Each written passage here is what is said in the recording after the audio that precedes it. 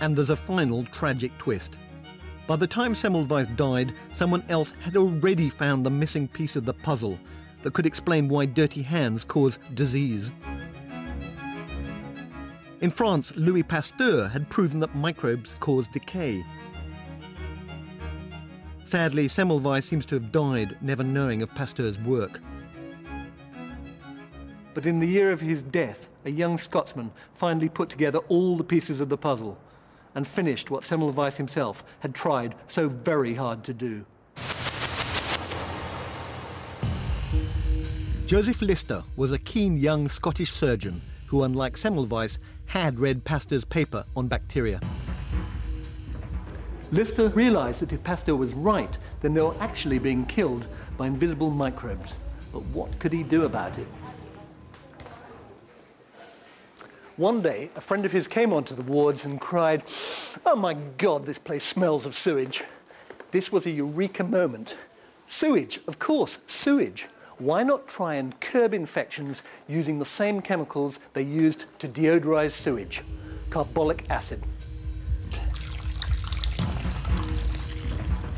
Lister soaked his instruments with it before his next operation, surgery on a young boy. The boy survived, so he did it again. Soon his death rates had fallen by an astonishing 2/3.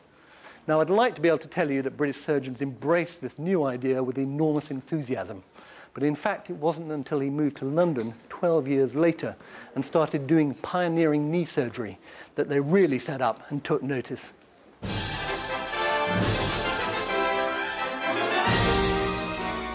Slowly, surgeons accepted the need to wash hands and instruments in carbolic acid.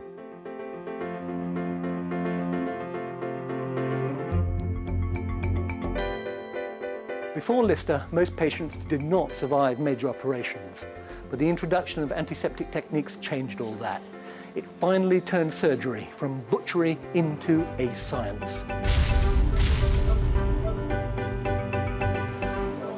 The 20th century operating theatre would bring together the joint legacy of these men.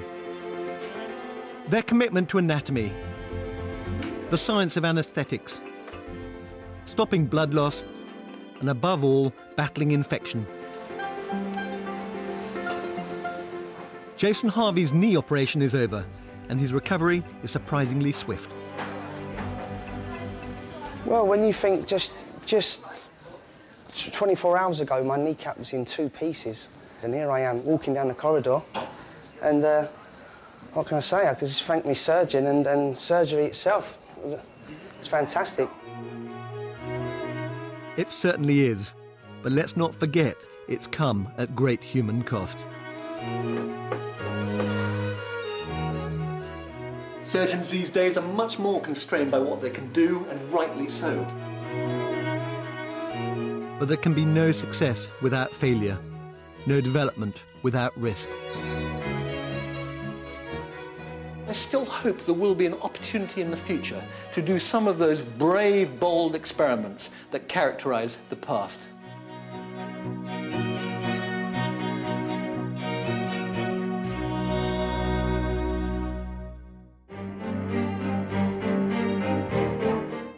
So, what's your diagnosis of tonight's programme? Have your say at bbc.co.uk/BBC4.